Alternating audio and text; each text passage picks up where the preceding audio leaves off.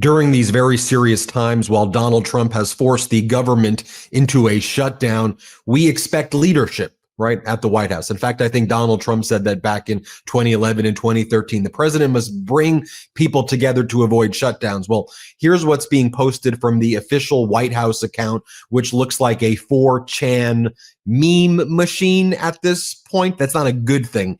And they're posting photos like this of Chuck Schumer in a hot dog costume. We're all trying to find the guy who did this. They're saying Dems right now.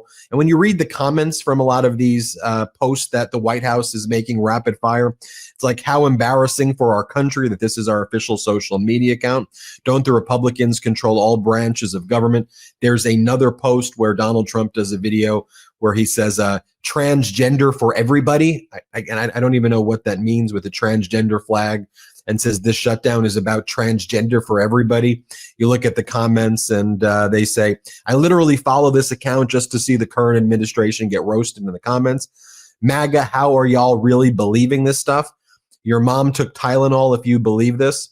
Pro tip, if you really want anyone outside of MAGA to believe incorrectly that this is the Democrats' fault, you may not want to post clips and memes every 10 minutes saying that this is the Democrats' fault. Seems desperate. And then someone else wrote, I love my government propaganda machine, White House. Another post they made, Democrats have shut down the government. A quote from Donald Trump then in 2013 from one of the commenters, a shutdown means the president is weak. Another person commented, Dave the Pirate writes, don't the Republicans run the House, the Senate, and the presidency? I guess Trump is just powerless against those big bad Democrats. Another person responded, good to see the comments filled with people who understand how government works. Another comment, Republicans control both houses and the presidency. This lie don't fly. And then someone goes, who holds the majority in the House? Who holds the majority in the Senate? Sounds to me like a few Republicans flopped on you. That's a Republican problem. And again, we're just taking some anecdotal data of the White House account, but those are the most popular comments on all of the recent posts. I want to bring in a Democratic Congress member from Virginia, Congressmember Subramanian. We've had him on the show before. Congressman, it's great to see you here. These are very serious times. I mean, they are. And look, I like humor on my show. I like to pretend that I'm funny sometimes, but I also like to know when I direct that humor and how to address these issues, especially, you represent a district in Virginia that has a lot of government workers, people who are either have been laid off or are going to be laid off. People are scared. They're living paycheck to paycheck right now. In Trump's economy, things are bad unless you're a billionaire. And to me, this behavior of like posting, AI memes of Leader Jeffries in sombreros, like it's not the time and like right now we need a leader, not whatever the hell this is. What do you make of it all, Congressman? As all of this unfolds, it seems more and more clear to me that this was the Republicans' plan all along to shut down the government. I mean, they put, this terrible proposal before us again. And we didn't vote for it last time. We're not going to vote for it this time. They knew that. And Russ Vought is at the OMB is looking at how he can fire more federal workers, even though that's illegal during this shutdown.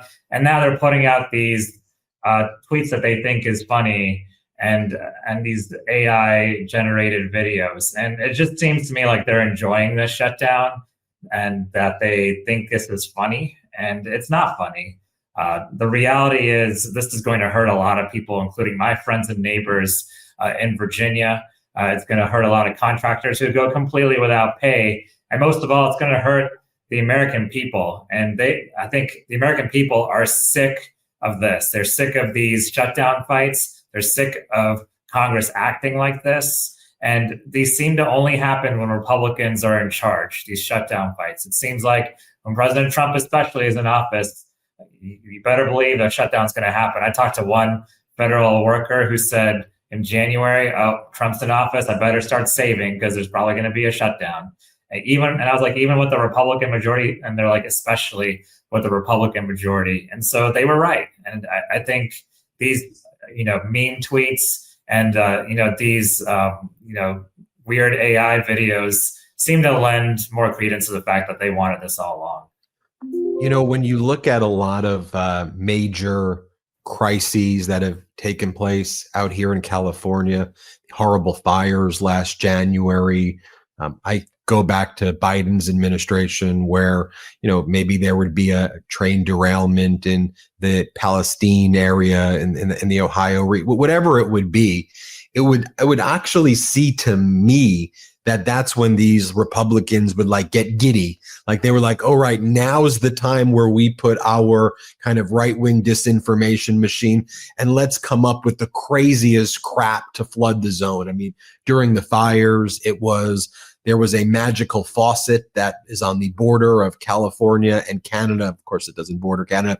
And this faucet that Governor Newsom didn't turn on the faucet, and he was too focused on saving the smelt fish that he didn't care about the fires. And, seeing Governor Newsom's progression, the first 2 days, he was like, why would I respond to these stupid things? But then he realizes that if you don't deal with it, it has a way of bending reality. So you actually have to address these things. And now here, as we're dealing with the shutdown, you saw some of the posts that I showed you. I mean, they're saying what this shutdown is about is the Democrats demanded trillions of dollars for transgender surgeries in Peru, and they also are demanding trillions of dollars for illegal immigrants to go on Medicaid and to get the Affordable Care Act tax credits to the illegal immigrants.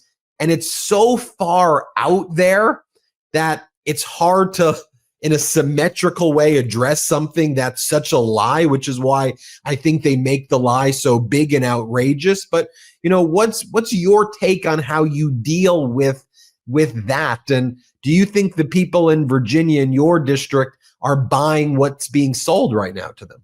Yeah, if you want to raise your blood pressure, check out their news conference from earlier today, where Mike Johnson and John Thune were there. And basically they said that Democrats want to shut down because we want to provide health care to illegal aliens, and which is not true, because these programs we're trying to protect are not, illegal immigrants are not eligible for them. But even more so, they went on to say, I kid you not, that we're out here as Republicans to protect federal workers and protect veterans' benefits and food access. Well, you know what? The last 9 months, they've been doing nothing but the opposite. They've been firing federal workers. They've been taking away veterans' benefits, firing veterans as well, and taking away food access programs like SNAP. And so you look at all those things they've done and the things they're saying, it's classic gaslighting, really. And so, what the other thing to note about this is they weren't even here yesterday. The day that we're supposed to have potentially a vote again to avert a shutdown or try to figure out a way forward, it's not like we could negotiate with Republicans. They were told to stay home and not to even come in this week. And so how are they had 6 months to avert a shutdown. And yet here we are yesterday, and they don't even show up to work. I mean, in most jobs, if you don't show up to work and you don't do your job, you get fired.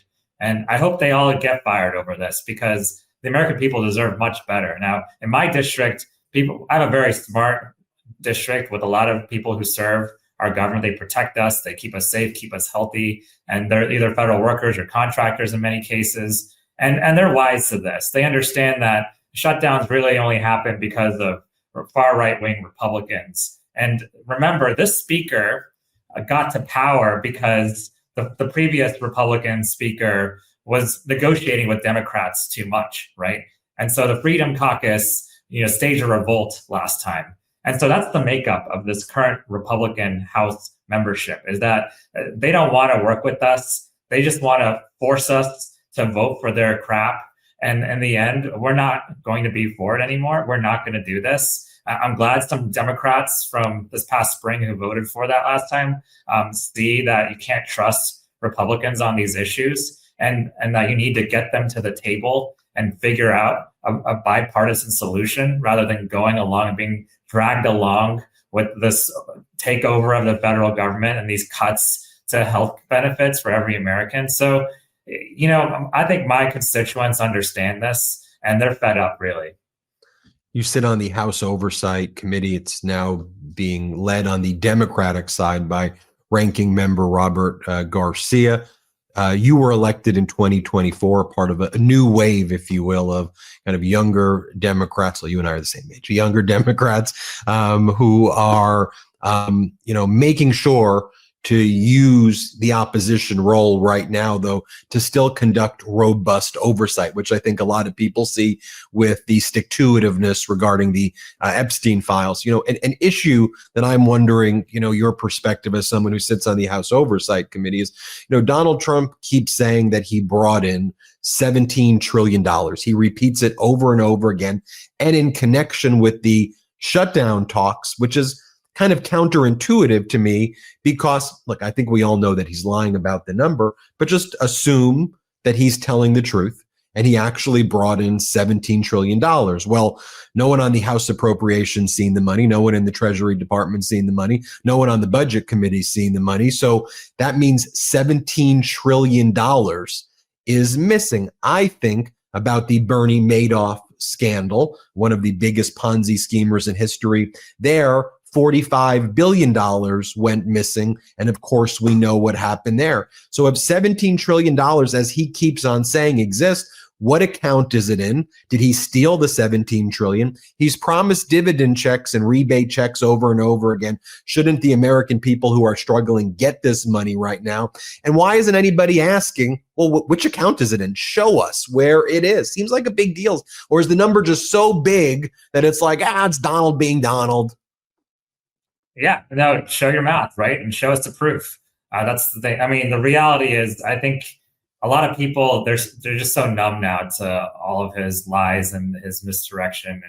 And so he can throw out something like that. And it's not news anymore. For any other president, it would have been big news. Oh, $17 trillion. That's not even possible. That must be a lie. But with this president, people are so used to him not telling the truth that, we are where we are. But yeah, I'd love to see his math on that. I would love to know why it's not being returned to the American people, if that's the case. What I do know is, we have all the accounting on how he's enriching himself and his family. That's billions of dollars, certainly. I mean, they're using all these grifts now, and they're using our foreign policy to enrich themselves, and people in the administration are enriching themselves. And so, I've sent many letters asking about that, haven't gotten much of a response. And anytime I speak up about it on the House floor, Republicans tell me that that's not decorum, that I should be nicer to the president, not be mean to the president. And so that's an actual policy that they have on the House floor now. So I think, we have to continue asking the questions, at least, and asking for the proof, knowing though that, most people, I think, have resigned themselves to the fact that this president doesn't tell the truth. And then to me, finally, before we go, I mean, there's just such a contrast right there between him bragging about the gold in the Oval Office and golden ballrooms, and he was in the UK in golden carriages, and he's talking about he turned the Rose Garden into Club Rose Garden, a club for rich Republicans only. He posts these videos of what the UFC fights on the White House lawn are going to look like. And so, I mean, you see that. And then you see, by the way, every day, what's the $50 billion Jared Kushner deal with the Saudis to buy EA barely gets reported to begin with as well, where he's funded by the Saudis and his affinity company, and then Saudis PIF bought it. But that's like a blip. Oh yeah, that's just makes a bunch of sense. Trump Plaza in Saudi Arabia, $1 billion project announced this week as well. But you have that. Then you have what the American people are going through. Farmageddon, farmers on the verge of bankruptcy, if not already bankrupt, construction and manufacturing workers essentially in a recession, worst housing market since 1995. It just seems that contrast right there is so stark right now. So before we go, I want you to comment on that, because it seems that, it's one of these eat your cake moments, if you will. Mm-hmm. Yeah, that's the policy of this administration. Let them eat cake, right? Let's cut benefits, Medicaid benefits to people who need it most, so that we can fund tax cuts for the richest corporations and people, right? But we have to still be talking about this. We can't ignore this. We can't ignore the policies of this administration.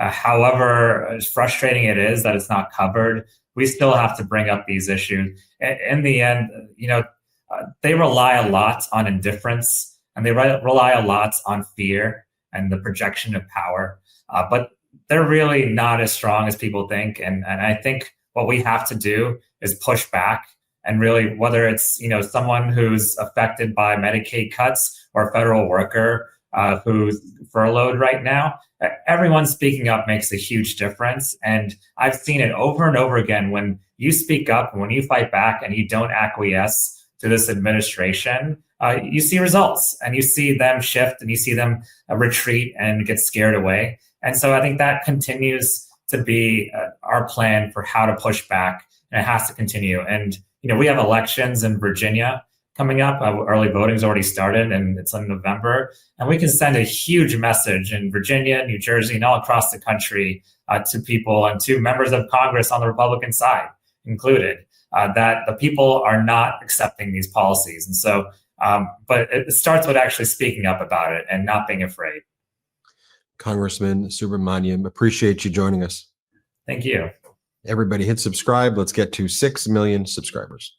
Want to stay plugged in? Become a subscriber to our Substack at MeidasPlus.com. You'll get daily recaps from Ron Filipkowski, ad-free episodes of our podcast, and more exclusive content only available at MeidasPlus.com.